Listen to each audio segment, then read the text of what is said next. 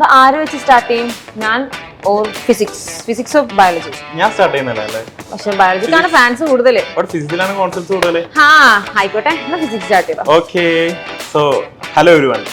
So ഇന്ന് നമ്മൾ mission 200ന്റെ ഒന്നാമത്തെ എപ്പിസോഡിലേക്കാണ് കടക്കാൻ പോകുന്നത്. യെസ്, ഏറ്റവും കൂടുതൽ ആൾക്കാർ കാത്തിരുന്ന ഒരു സംഭവമായിരിക്കും മിഷൻ 200. കാരണം ഇത് വരുന്ന സമയത്ത് എന്താ സംഭവം എന്നുള്ള ഒരു ഐഡിയ ഒന്നും ഉണ്ടാവില്ല. എന്നാൽ നിങ്ങൾ പ്രൊമോ വീഡിയോ ഒക്കെ കണ്ടതാണ്. ഇതിൽ ബേസിക്കലി നമ്മൾ വിചാരിക്കുന്നത് ഇനി വരാൻ സാധ്യതയുള്ള, നമ്മുടെ നീറ്റിന് ചോദിക്കാൻ സാധ്യതയുള്ള ക്വസ്റ്റ്യൻസ് നമ്മളൊന്ന് പ്രെഡിക്റ്റ് ചെയ്യാണ്. അതുമായിട്ട് ബന്ധപ്പെട്ട കോൺസെപ്റ്റും എന്താണെന്നുള്ളത് നമ്മൾ പറയും.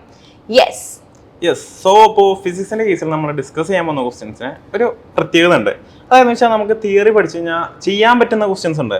ബട്ട് നമ്മൾ ഇവിടെ ഡിസ്കസ് ചെയ്യാൻ പറ്റുന്നത് തിയറി പഠിച്ചിട്ടും കുറച്ച് കൺഫ്യൂസിങ് ആയിട്ട് തോന്നുന്ന ക്വസ്റ്റ്യൻസ്, ഓർ നമുക്ക് ചെയ്യാൻ ബുദ്ധിമുട്ട് തോന്നുന്ന ക്വസ്റ്റ്യൻസ് ആണ് നമ്മൾ ഫിസിക്സിന്റെ കാര്യത്തിലും കെമിസ്ട്രിയുടെ കാര്യത്തിലും ഡിസ്കസ് ചെയ്യാൻ പോകുന്നത്. പക്ഷെ ബയോളജിന്റെ കാര്യം അങ്ങനെയല്ല. ബയോളജി നമുക്ക് വളരെയധികം പ്രൊഡിക്റ്റ് ചെയ്യാൻ പറ്റുന്ന സാധനങ്ങളാണ്. നമ്മുടെ NCERT ആണ് നമ്മൾ ബൈബിൾ ആയിട്ട് കൊണ്ടു നടക്കുന്നത്. അതിലുള്ള അതേപോലത്തെ സെന്റൻസുകളായിരിക്കും നമുക്ക് ക്വസ്റ്റ്യൻ ആയിട്ട് വരുന്നത്. സോ NCERT കാര്യങ്ങളൊക്കെ വളരെ പക്ക പെർഫെക്റ്റ് ആയിട്ട് പഠിക്കുക എന്നുള്ളതാണ് നമുക്ക് ബയോളജിയെ പറ്റിയിട്ടുള്ളത്. എന്നാലും ബയോളജിയിൽ ചോദിക്കാൻ സാധ്യതയുള്ള, അത് നമ്മൾ പ്രീവിയസ് ഇയറിലൊക്കെ വെച്ച് നോക്കുമ്പോൾ കൂടുതലായിട്ട് ചോദിച്ച് കണ്ടുള്ള ചോദ്യങ്ങളൊക്കെ ഉൾപ്പെടുത്തിയിട്ടുള്ള ഒരു പ്രഡിക്ഷൻ ആണ് ഇപ്പൊ നമ്മൾ കാണാൻ പോകുന്നത്. സോ ഫിസിക്സിന്റെ കാര്യത്തിൽ നമ്മൾ ഫസ്റ്റത്തെ ചാപ്റ്റർ തന്നെ തുടങ്ങുകയാണ്, യൂണിറ്റ്സ് ആൻഡ് മെഷർമെന്റ്സ്. ആൻഡ് ബയോളജിയുടെ കാര്യത്തിൽ ലിവിംഗ് വേൾഡ്, ഏറ്റവും സിമ്പിൾ ആയിട്ടുള്ള ചാപ്റ്ററിൽ നിന്ന് നമുക്ക് വളരെ സിമ്പിൾ ആയിട്ടുള്ള ഏറ്റവും ഇമ്പോർട്ടന്റ് ആയിട്ടുള്ള കാര്യങ്ങൾ തുടങ്ങാം. അപ്പൊ ആദ്യം തന്നെ പറയാനുള്ളത് എന്താ വെച്ചാൽ, ലിവിംഗ് വേൾഡ് എന്ന് പറഞ്ഞ ചാപ്റ്ററിന് അത്രയ്ക്ക് വെയിറ്റേജ് ഇല്ല കേട്ടോ. ഇപ്പൊ പ്രീവിയസ് ഇയറിൽ എല്ലാ വർഷങ്ങളും എടുത്ത് നോക്കുകയാണെന്നുണ്ടെങ്കിലും ഒരുപാട് ചോദ്യങ്ങളൊന്നും ചോദിച്ചാൽ, സോ ഒന്നോ മാക്സിമം ചോദിക്കുന്ന 2 ചോദ്യങ്ങൾ ഇതിൽ നിന്ന് വരുള്ളൂ. ബട്ട് ഡോക്ടർ ഫാസില അങ്ങനെയല്ല. ഫിസിക്സിന്റെ കാര്യത്തിൽ നമ്മൾ യൂണിറ്റ്സ് ആൻഡ് മെഷർമെന്റ്സ് പറയുന്ന ചാപ്റ്റർ കുറെ ഒരു അത്യാവശ്യം വെയിറ്റേജ് ഉള്ള ചാപ്റ്റർ ആണ് യൂണിറ്റ്സ് ആൻഡ് മെഷർമെന്റ്സ്. ഇതിന്റെ അകത്ത് അത്യാവശ്യം ക്വസ്റ്റ്യൻ നമുക്ക് പ്രതീക്ഷിക്കാവുന്നതാണ്. ഓക്കെ, സോ നമുക്ക് എന്ത് ചെയ്യാം, തുടങ്ങിയാലോ? നമുക്ക് തുടങ്ങാം. സോ നമ്മളിന്ന് ഫിസിക്സ് വെച്ച് തന്നെ തുടങ്ങാം. ഫിസിക്സിലെ കുറച്ച് ക്വസ്റ്റ്യൻസ് ആണ് ഇവിടെ ഡിസ്കസ് ചെയ്യാൻ പോകുന്നത്. ഇത് തിയറി കാണാൻ പറ്റുന്നുണ്ടോ? ഓക്കെ, അപ്പോൾ ഫിസിക്സിന്റെ കാര്യത്തിൽ നമ്മൾ തിയറി പഠിച്ചിട്ടും കുറച്ച് കൺഫ്യൂസിംഗ് ആയിട്ട് തോന്നുന്ന കുറച്ച് ക്വസ്റ്റ്യൻസ് ആണ് ഡിസ്കസ് ചെയ്യാൻ പോകുന്നത്. സോ യൂണിറ്റ്സ് ആൻഡ് മെഷർമെന്റ്സിലെ ഫസ്റ്റ് ക്വസ്റ്റ്യൻ ഇതാണ്: which of the following is not equal to what? നമുക്ക് നോക്കിയാലോ. ഫസ്റ്റ് ഓപ്ഷൻ വന്നിട്ടുള്ളത് ജൂൾ പെർ സെക്കൻഡ്. അപ്പോൾ നമുക്ക് ഏവർക്കും അറിയാം ജൂൾ പെർ സെക്കൻഡ് അതായത് energy work done per second എന്ന് പറയുന്നത്, ഓർ എനർജി പെർ സെക്കൻഡ് എന്ന് പറയുന്നത് എന്താണ്? പവർ ആണ്. ഏവർക്കും അറിയാം. അതിന്റെ യൂണിറ്റ് എന്താണ്? വാട്ട്. നമുക്ക് ഏവർക്കും അറിയാം അല്ലേ ഡോക്ടർ ഫാസില? യെസ് ആണ്. ഞാൻ ഫിസിക്സിൽ പുലിയായിരുന്നു, പക്ഷെ ഇപ്പൊ ഓർമ്മയില്ല കാര്യമായിട്ട്. സോ അടുത്ത ഓപ്ഷൻ ആണ് ആംബിയർ ഇൻറ്റു വോൾട്ട്. അതായത് ആംബിയർ നിങ്ങൾക്ക് ഏവർക്കും അറിയാം. അതായത് എന്താണ്? Number of star flowing per unit second ആണ്, അവർ യൂണിറ്റ് ടൈം ആണ് അല്ലേ. അപ്പൊ Q/T എന്ന് നമുക്ക് എഴുതാം. ഇൻറ്റു നമുക്ക് എന്താ കൊടുത്തിട്ടുള്ളത്? വോൾട്ട്. ഇൻറ്റു വോൾട്ട് എന്ന് എഴുതാം. അപ്പൊ Q/T ഇൻറ്റു V എന്ന് എഴുതാലോ. അപ്പൊ QV എന്ന് പറയുന്നത് നിങ്ങൾക്ക് ഏവർക്കും അറിയാം എന്താ സാധനം? എന്താ ഡോക്ടർ ഫാസില QV? ബട്ട് ഞാൻ പറയാം, QV എന്ന് പറയുന്നത് എന്താണ്? എനർജിയാണ്. യെസ്, QV എന്ന് പറയുന്നത് എനർജിയാണ്. സോ നമുക്ക് എനർജി ഇത് എഴുതാം. ആൻഡ് പെർ ടൈം ആണ് എന്ത്? പവർ എന്ന് പറയുന്നത് ആണല്ലോ. അപ്പൊ അതിന്റെ യൂണിറ്റും വാട്ട് ആണല്ലോ. യെസ്, അപ്പോൾ ആ ഓപ്ഷനും കറക്റ്റ് ആണ്. അപ്പൊ ഈ 2 ഓപ്ഷൻസും കറക്റ്റ് ആണ്.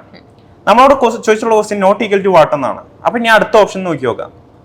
അടുത്ത ഓപ്ഷൻ നോക്കുമ്പോൾ ആംബിയർ സ്ക്വയർ ഇൻറ്റു ഓം എന്ന് പറയുന്ന സംഭവത്തിന് പവറിനോട് എന്തെങ്കിലും റിലേഷൻ ഉണ്ടോ എന്ന് നമുക്ക് നോക്കി നോക്കാം.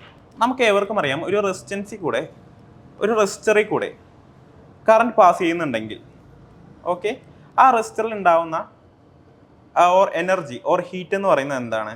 I² RT ആണെന്ന് ഏവർക്കും അറിയാം ആണല്ലോ. ആണ്. യെസ്, ഡോക്ടർ ഫാസിലേക്കും അറിയാം.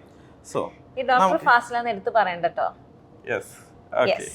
അപ്പോൾ ഹീറ്റ് എന്ന് പറയുന്നത് I² RT ആണ്. അപ്പോൾ നമുക്ക് ഹീറ്റ് എന്ന് പറയുന്ന ഒരു ടൈപ്പ് ഓഫ് എനർജി ആണല്ലോ. എനർജി എന്ന് പറയുന്ന ഒരു ടൈപ്പ് ഓഫ് വർക്ക് ആണല്ലോ. അപ്പോൾ നമുക്ക് എന്ത് ചെയ്യാം, ഈ ഹീറ്റ് ബൈ ടൈം ഒന്ന് ചെയ്ത് നോക്കിയാലോ, or work by time. Heat by time എന്ന് പറയുന്നത് work by time, heat generated per time എന്ന് പറയുന്നത് വർക്ക് ഡൺ പെർ ടൈം ആണ്. അപ്പോൾ ഹീറ്റ് ബൈ ടൈം നമ്മൾ ചെയ്യുമ്പോൾ I² RT ബൈ ടൈം എന്ന് പറയുന്നത് എന്താണ്? I² R ആണ്. I² R is equal to എന്താണ്? പവർ ആണ്. അപ്പോൾ ആംബിയർ സ്ക്വയർ ഇൻറ്റു ഓം എന്ന് പറയുന്നത് എന്താണ്? പവർ ആണ്. അപ്പോൾ അതിന്റെ യൂണിറ്റ് എന്താണ്? വാട്ട് ആണ്. കറക്റ്റ് ആണ്. സോ ഈ 3 കറക്റ്റ് ആണ്. അപ്പോൾ കറക്റ്റ് ഇല്ലാത്ത ഇത് എന്താണ്? ഓഫ് കോഴ്സ് ഓപ്ഷൻ ഡി ആയിരിക്കും. അപ്പോൾ ഓപ്ഷൻ ഡി ആണ് അവിടുത്തെ ആൻസർ. ഓക്കെ, ഇനി അടുത്ത ക്വസ്റ്റ്യൻ ഡോക്ടർ ഫാസില. ആക്ച്വലി ബയോളജിന്റെ കാര്യങ്ങൾ പറയുകയാണെന്നുണ്ടെങ്കിൽ ലിവിംഗ് വേൾഡ് എന്ന് പറഞ്ഞ ചാപ്റ്ററിൽ ഏറ്റവും ഇമ്പോർട്ടൻ്റ് ആയിട്ട് നിങ്ങൾ നോക്കേണ്ട ഒരു കാര്യം, ഞാൻ ജസ്റ്റ് നിങ്ങൾ എല്ലാവരും ടെക്സ്റ്റ് ബുക്ക് വെച്ച് ഇരിക്കുകയാണെങ്കിൽ വെരി ഹെൽപ്ഫുൾ ആയിരിക്കും. ജസ്റ്റ് ഒന്ന് ഇങ്ങനെ മാർക്ക് ചെയ്ത് പോകാൻ പറ്റും. നമ്മൾ ഡൈവേഴ്സിറ്റി എന്ന് പറയുന്ന ഒരു ഭാഗമുണ്ട് അല്ലേ, അതിൽ പറയുന്നുണ്ട് ഇന്നേ വരെ നമ്മൾ ഡിസ്ക്രൈബ് ചെയ്തിട്ടുള്ളവർ അറിയപ്പെടുന്ന സ്പീഷീസുകളുടെ എണ്ണം എത്രയാണെന്നുള്ളത്. അപ്പോൾ അത് ഇഷ്ടം പോലെ തവണ നിങ്ങൾക്ക് നമ്മൾ മുന്നത്തെ ക്വസ്റ്റ്യൻസിലൊക്കെ കണ്ടിട്ടുള്ളതാണ്, ഇനിയുള്ള ക്വസ്റ്റ്യൻ പേപ്പറിലും ചോദിക്കാൻ സാധ്യതയുള്ള ഒരു ചോദ്യമാണ്. അപ്പോൾ അത് നമുക്ക് ഇങ്ങനെയൊക്കെ ഓപ്ഷൻ വരും: 1.7 to 1.8 million, 1.7 to 1.8 billion, 1.7 to 1.8 trillion, 1.7 to 1.8 lakhs എന്നൊക്കെ പറഞ്ഞിട്ടായിരിക്കും. സോ ആൻസർ എന്താണ് വരിക? Very easy, 1.7 to 1.8 million. Same number ആയിരിക്കും, പക്ഷെ നമുക്ക് എന്താണ് സംശയം വരാം അല്ലേ, ഏതാണെന്നുള്ളത്, മില്യൺ ആണോ ട്രില്യൺ ആണോ എന്നുള്ളത്. അപ്പോൾ അതൊക്കെ വളരെ സ്പെസിഫിക് ആയി നോക്കാം. അപ്പോൾ ഇതാണ് ഞാൻ പ്രൊഡിക്റ്റ് ചെയ്യുന്ന ഒരു ചോദ്യം. രണ്ടാമത്തെ ചോദ്യം കൂടി ഞാൻ പറഞ്ഞുതരാം. ഈ ഒരു ബയോഡൈവേഴ്സിറ്റി എന്നുള്ള ടേം എന്തിനാണ് റെഫർ ചെയ്യുന്നത് അല്ലേ, നമ്മുടെ മൊത്തം ഓർഗാനിസംസ് പ്രസന്റ് ഓൺ എർത്തിന് മൊത്തത്തിൽ പറയാൻ വേണ്ടിയിട്ടുള്ള ഒരു ഡിസ്ക്രൈബിംഗ് വേർഡാണ് ബയോഡൈവേഴ്സിറ്റി എന്നുള്ളത്. അതിനെ കോയിൻ ചെയ്തത് ആരാണ്, ഈ ടേം കോയിൻ ചെയ്ത ആരാണ്? അത് നമ്മൾ അങ്ങേ അറ്റത്താണ് പഠിക്കുന്നത്, ബയോഡൈവേഴ്സിറ്റി എന്നുള്ള ചാപ്റ്ററിലാണ് പഠിക്കുന്നത് കേട്ടോ. സോ അതും നമുക്ക് ഈ ലിവിംഗ് വേൾഡിൽ നിന്ന് ആ ഒരു ഇതായിട്ട് നമുക്ക് പറയാം. Yes, next. സോ നമുക്ക് ബയോളജി പഠിച്ചല്ലോ, ബയോളജി 2 ക്വസ്റ്റ്യൻസ് ഇപ്പൊ തന്നെ ഡിസ്കസ്ഡ് ആയി. ഒരു ചോദ്യം, മറ്റേത് ജസ്റ്റ് ഒരു കോൺസെപ്റ്റ് മാത്രമാണ് പറഞ്ഞത്. അയ്യോ, അപ്പോൾ നമുക്ക് ഫിസിക്സിന്റെ രണ്ടാമത്തെ ക്വസ്റ്റ്യനിലേക്ക് കടക്കാം. അപ്പോൾ രണ്ടാമത്തെ ക്വസ്റ്റ്യൻ ഇതാണ്: unit of permeability of vacuum is എന്നാണ് ചോദിച്ചിട്ടുള്ളത്. അപ്പോൾ ഈ ക്വസ്റ്റ്യൻ എവിടെ നിന്നാണ് വന്നിട്ടുള്ളത്? ഈ ക്വസ്റ്റ്യൻ മാഗ്നറ്റിസം എന്ന് പറഞ്ഞ ചാപ്റ്ററിൽ നിന്നാണ് വന്നിട്ടുള്ളത്. ബട്ട് നമുക്ക് യൂണിറ്റ്സ് ആൻഡ് മെഷർമെന്റ്സ് എന്ന് പറഞ്ഞ ചാപ്റ്ററിനോട് ഇത് ബന്ധമുണ്ട് അല്ലേ, ഇതിനും യൂണിറ്റ്സും ഡയമെൻഷൻസ് ഉണ്ട്. And it also has units. Permeability എന്ന് പറയുന്ന സാധനത്തിന് യൂണിറ്റ് ഉണ്ട്. സോ ഇത് ഈ ചാപ്റ്ററിനോട് ബന്ധമുണ്ട്. സോ ഇവിടെ ഈ ചാപ്റ്ററിലെ ഈ ക്വസ്റ്റ്യൻ, ആ ചാപ്റ്ററിലെ ഈ ക്വസ്റ്റ്യൻ ഇവിടെ നമ്മൾ ഡിസ്കസ് ചെയ്യുന്നത് അതുകൊണ്ടാണ്.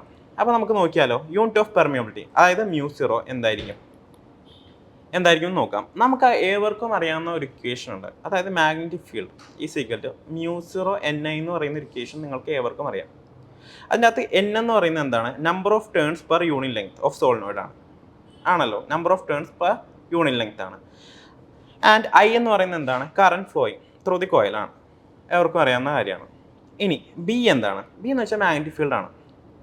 ഓക്കെ, നമുക്ക് ഇവരുടെ ഏവരുടെയും ഡയമെൻഷൻസ് കണ്ടെത്തിയാൽ മാത്രമേ നമുക്ക് ഇതിൻ്റെ ഇക്വേഷനിലേക്ക് എത്താൻ പറ്റുകയുള്ളൂ, അതായത് യൂണിറ്റ് കണ്ടെത്താൻ പറ്റുകയുള്ളൂ. സോ നമുക്ക് അടുത്തത് ഡയമെൻഷൻസിലേക്ക് കടന്നാലോ, ഇതിൻ്റെ എല്ലാത്തിൻ്റെയും ഡയമെൻഷൻസിലേക്ക് കിടക്കാം. ഓക്കെ, അപ്പോൾ ഡയമെൻഷൻസിലേക്ക് കിടക്കുമ്പോൾ ഈ ഐ എന്ന് പറയുന്ന സംഭവത്തിൻ്റെ ഡയമെൻഷൻ എന്താണ്? ആംബിയർ ആണ്. ഓക്കെ, ആംബിയർ ആണല്ലോ, ആംബിയർ എന്നും പറയാം. ആൻഡ് അറ്റ് സെയിം ടൈം നമുക്ക് എന്ത് ചെയ്യാം? Q/T എന്നും പറയാം, അതായത് കുളം T⁻⁻1 എന്നും പറയാം, ആണല്ലോ, അങ്ങനെയും പറയാം. അപ്പോൾ പിന്നെ നമുക്കറിയാത്ത ഒരു സംഭവമാണ് ബിയുടെ ഡയമെൻഷൻ നമ്മൾ കണ്ടെത്തണം. ബിയുടെ ഡയമെൻഷൻ കണ്ടെത്താനായിട്ട് നമ്മൾ ഉപയോഗിക്കുന്ന ഇക്വേഷൻ എന്താണ്? നമുക്ക് ഏവർക്കും അറിയാവുന്നതാണ്. QVB = എന്താണ്? Force experience by a charge particle moving through a magnetic field അല്ലേ. ഫോഴ്സ് എക്സ്പീരിയൻസ് പറയുന്ന ആ ഇക്വേഷനിൽ നിന്ന് നമുക്ക് ബിയുടെ ഡയമെൻഷൻ കണ്ടെത്തണം. അപ്പോൾ കണ്ടെത്താൻ വേണ്ടി ബീനെ LHSിലിടാം, പിന്നെ RHSലേക്ക് ക്യൂവിനെയും ബീനെയും കൊണ്ടുപോകാം. അപ്പോൾ F/QV എന്ന് കിട്ടും, ആണല്ലോ, F/QV എന്ന് കിട്ടി. ഈ V എന്ന് പറയുന്ന സാധനം എന്താണ്? വോൾട്ട് അല്ല, ആരും തെറ്റിദ്ധരിക്കരുത്, വെലോസിറ്റിയാണ്. അതായത് ചാർജ് പാർട്ടിക്കിളിന്റെ വെലോസിറ്റിയാണ് V എന്ന് പറയുന്നത്. ഓക്കെ, നോട്ട് ദി പോയിന്റ്, ആരും തെറ്റിക്കരുത്. യെസ്, അപ്പോൾ എല്ലാവർക്കും തെറ്റുപറ്റുന്ന ഒരു കാര്യമാണ്. പെട്ടെന്ന് തെറ്റുപറ്റി പോവാം, അറിയാഞ്ഞിട്ടല്ല, ബട്ട് ഇങ്ങനെ എഴുതുമ്പോൾ പെട്ടെന്ന് ഒരു തെറ്റുപറ്റി പോവാം, ഏവർക്കും തെറ്റുപറ്റി പോവാം. അപ്പോൾ നമുക്കിതിൻ്റെ ഇക്വേഷൻ നമുക്കൊന്ന് എഴുതി വയ്ക്കാമല്ലോ. ഡയമെൻഷൻ ഫോർമുല നമുക്കൊന്ന് എഴുതി വെക്കാം. ഫോഴ്സിൻ്റെ ഡയമെൻഷൻ ഫോർമുല എന്താണ്? mL/T⁻². അത് നമ്മൾ +1 തൊട്ടേ കാണാപ്പുറം പഠിക്കുന്ന ഒരു ഡയമെൻഷൻ ഫോർമുലയാണ്, mL/T⁻² എന്ന് പറയുന്നത്. ഓക്കെ, ഇനി ക്യൂവിൻ്റെ എന്താണ് ഡയമെൻഷൻ ഫോർമുല? C ആണ്, കുളമാണ്, ആണല്ലോ. ആൻഡ് നമ്മളെ വെലോസിറ്റിയുടെ ഡയമെൻഷൻ ഫോർമുല എന്താണ്? L/T⁻⁻1 ആണ്, ആണല്ലോ. ഓക്കെ, അപ്പോൾ നമ്മൾ ഇത്രയും കണ്ടെത്തി. അപ്പോൾ ബിയുടെ ഡയമെൻഷൻ ഫോർമുല നമുക്കൊന്ന് എഴുതിയാക്കിയാലോ. അതായത് mL/T⁻² കുളം × L/T⁻1 ആണ്. അപ്പോൾ അതിനകത്ത് എല്ലും വെട്ടിപ്പോയി. ഓക്കെ, ഇനി ഉള്ളത് മാസ് ഉണ്ട്. ഈ കുളമിനെ മേൽ കൊണ്ടുപോയാലോ, C ഉണ്ട്, കുളം ⁻⁻1 ഉണ്ട്. ഓക്കെ, എല്ല് മൊത്തം ഇട്ട് പോയിട്ടോ, പോയി. അപ്പോൾ L⁻0 ഇൻറ്റു T⁻⁻1 മേൽ കൊണ്ടുപോകുമ്പോൾ എന്ത് പറ്റും? T⁻1 ആവും അല്ലേ? യെസ്, T⁻1 ആവും. അപ്പോൾ T⁻1 ഇൻറ്റു T⁻². അപ്പോൾ നമുക്ക് എന്ത് കിട്ടി? mL0 T⁻1 ഇൻറ്റു T⁻² എന്താണ്? T⁻1 ആണ്, ഇൻറ്റു എന്താ പറയുക, കുളം ⁻⁻1. അപ്പോൾ ബിയുടെ ഡയമെൻഷൻ, അതായത് മാഗ്നറ്റിക് ഫീൽഡിൻ്റെ ഡയമെൻഷൻ ഫോർമുല നമ്മൾ കണ്ടെത്തി കഴിഞ്ഞു. ഓക്കെ,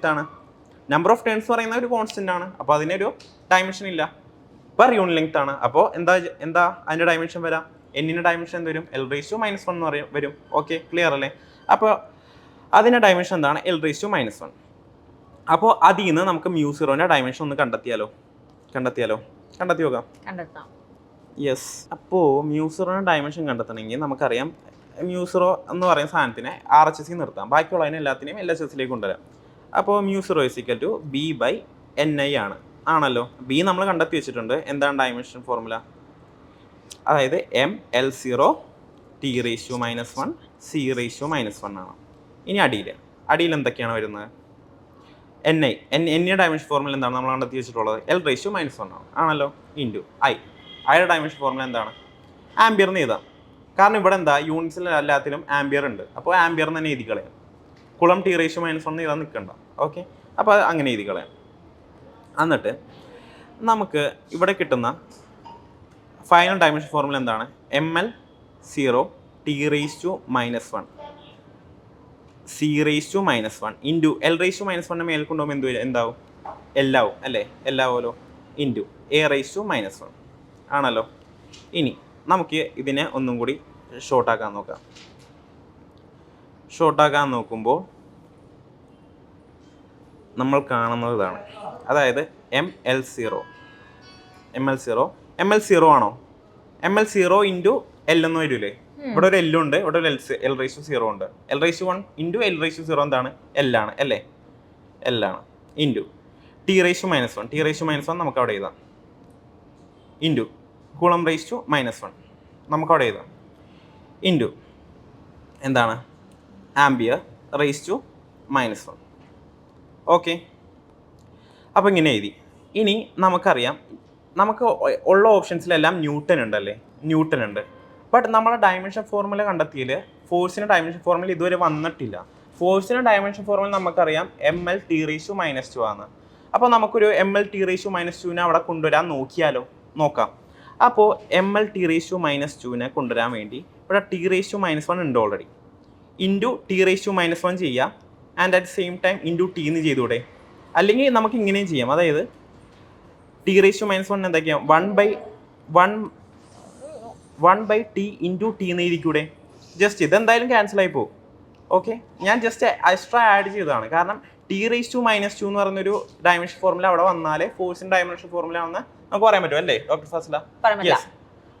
പറ്റും. യെസ്. അപ്പോൾ എന്നാലേ നമുക്ക് അങ്ങനെ പറയാൻ പറ്റുള്ളൂ. അതുകൊണ്ടാണ് ഞാനിവിടെ ആഡ് ചെയ്യാൻ വേണ്ടി 1/T ഇൻറ്റു T എന്ന് എഴുതിയത്. Okay, 1/T into T extra add ചെയ്താട്ടോ ഞാൻ. 1/T ഇൻറ്റു T എന്തായാലും 1 ആയി പോകും, അത് എവർക്കും അറിയാം. ബട്ട് ഈ ഫോഴ്സിൻ്റെ ഡയമെൻഷൻ ഫോർമുല, അതായത് ഇത്ര കൂടുമ്പോൾ ഫോഴ്സിൻ്റെ ഡയമെൻഷൻ ഫോർമുല ഇട്ട് നമുക്ക് കിട്ടും. അതുകൊണ്ട് ഞാൻ ആഡ് ചെയ്തതാണ് ആ ഒരു പാർട്ട്. ഓക്കെ, ഇൻറ്റു നമുക്ക് എന്ത് ചെയ്താം? 1/T ഇൻറ്റു T എഴുതി. ഇൻറ്റു C⁻⁻1 ഇൻറ്റു A⁻⁻1 എഴുതാം, ഓൾറെഡി ഉള്ള സാധനം. ഓക്കെ, ഇനി mL⁻⁻1 ഇൻറ്റു 1/T എന്ന് വെച്ചാൽ എന്താ? T⁻⁻1 ആണ്. അതായത് mL⁻⁻1 ഇൻറ്റു T⁻⁻1, അതായത് 1/T നമ്മൾ T⁻⁻1 ആക്കി എഴുതി. ഇൻറ്റു T എന്ന് എഴുതാലോ, ഇൻറ്റു T എന്ന് എഴുതാം. ആൻഡ് നമ്മൾക്ക് ഇവിടെ C⁻⁻1 A⁻⁻1 ഉണ്ട്. അതിന് രണ്ടെണ്ണത്തിന് അടിയിലേക്ക് എഴുതാം. അപ്പോൾ ഈ mL⁻⁻1 ടു T⁻⁻1 എന്താണ്? mL⁻⁻2. അപ്പോൾ ഫോഴ്സിന്റെ ഡയമെൻഷൻ ഫോർമുല നമുക്ക് കിട്ടി അല്ലേ ഡോക്ടർ ഫാസില? നമ്മൾ അങ്ങനെ കണ്ടെത്തി, വളരെ കഷ്ടപ്പെട്ടാണ് കണ്ടെത്തിയത്. ഓക്കെ mL⁻⁻2 ഇൻറ്റു T ഇവിടെ ഉണ്ടല്ലോ, T ഉണ്ട്. അടിയിൽ എന്താ? C ഇൻറ്റു A ഉണ്ട്. അപ്പോൾ ഈ C എന്ന് പറയുന്നത് എന്താണ്? ചാർജ്. കുളം എന്ന് പറയുന്നത് ചാർജാണ്. അപ്പോൾ Q എന്ന് നമുക്ക് വേണമെങ്കിൽ മനസ്സിൽ സങ്കല്പിക്കാം. മേലെന്താണ്? ടൈം ഉണ്ട്. ആ ടൈം എന്ന് പറയുന്ന സാധനത്തിന് അടിയിൽ കൊണ്ടുവന്നിട്ട് അതിനവിടെ ക്യാൻസൽ ചെയ്ത് കളയാം, അടിയിലേക്ക് കൊണ്ടുവരാം അതിനെ. അപ്പോൾ അടിയിൽ കുളം ബൈ ടൈം ആവൂലേ? യെസ്, ചാർജ് ബൈ ടൈം ആവും. ആൻഡ് ഇൻറ്റു ആംബിയർ ഉണ്ട്. അപ്പോൾ ചാർജ് ബൈ ടൈം എന്ന് പറയുന്നത് എന്താണ്? ആംബിയർ ആണ് അല്ലേ, എല്ലാവർക്കും അറിയാം. ചാർജ് ബൈ ടൈം എന്ന് പറയുന്നത് കറന്റ് ആണ്, അതിന്റെ യൂണിറ്റ് എന്താണ്, ആംബിയർ ആണ്, എല്ലാവർക്കും അറിയാം. അപ്പോൾ mL(T)-2 എന്ന് പറയുന്നത് എന്താണ്, ആംബിയർ ഇൻറ്റു അടിയിൽ വേറൊരു ആംബിയറും കൂടി ഉണ്ട്, ആംബിയർ. അപ്പോൾ എന്ത് ചെയ്യും, mL(T)-2 ആംബിയർ സ്ക്വയർ വരും. അതായത് mL(T)-2 എന്ന് പറയുന്നത് എന്താണ്, ഫോഴ്സിന്റെ ഡയമെൻഷൻ ഫോർമുലയാണ്. ഫോഴ്സിന്റെ യൂണിറ്റ് എന്താണ്, ന്യൂട്ടൺ ആണ്. അപ്പോൾ N/ആംബിയർ സ്ക്വയർ ആണ് ആൻസർ വരുന്നത്. ഓക്കെ, വളരെ കഷ്ടപ്പെട്ടാണ് ഇതിന്റെ ആൻസർ നമ്മൾ കണ്ടെത്തിയത്. അതുകൊണ്ടാണ് ഞാൻ ഈ ക്വസ്റ്റ്യൻ ഇൻക്ലൂഡ് ചെയ്തിട്ടുള്ളത്, മനസ്സിലായോ? അപ്പോൾ എന്താണ് ആൻസർ, N/ആംബിയർ സ്ക്വയർ ആണ്.